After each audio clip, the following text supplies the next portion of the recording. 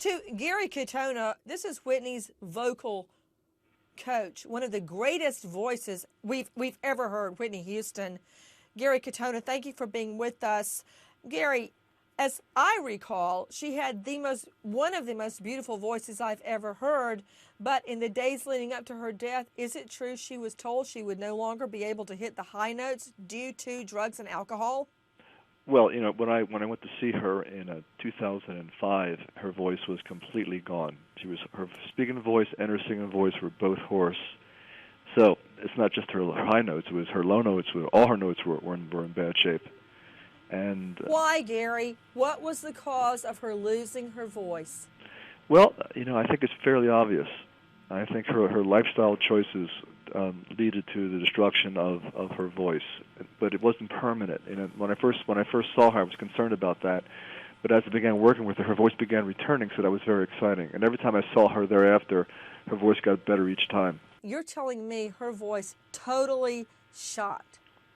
When you Absolutely. worked with her, what was the range she had left on her voice? Well, when I first went to see her, she had no range. She had maybe one or two notes. That's about it. And it was very distressing, as you can imagine. I mean, having one of the greatest voices of all time, not only was her voice amazingly athletic, excuse me, but it was also very beautiful. And to have this voice reduced to ravages was a horrifying experience.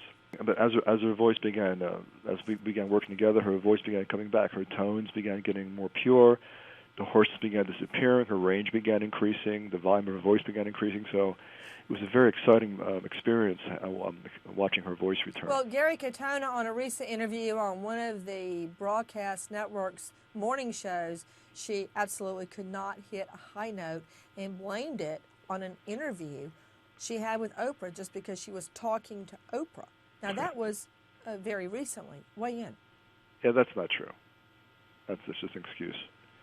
I mean, she also smoked, which was remarkable. I mean, she smoked, which really inhibits the voice.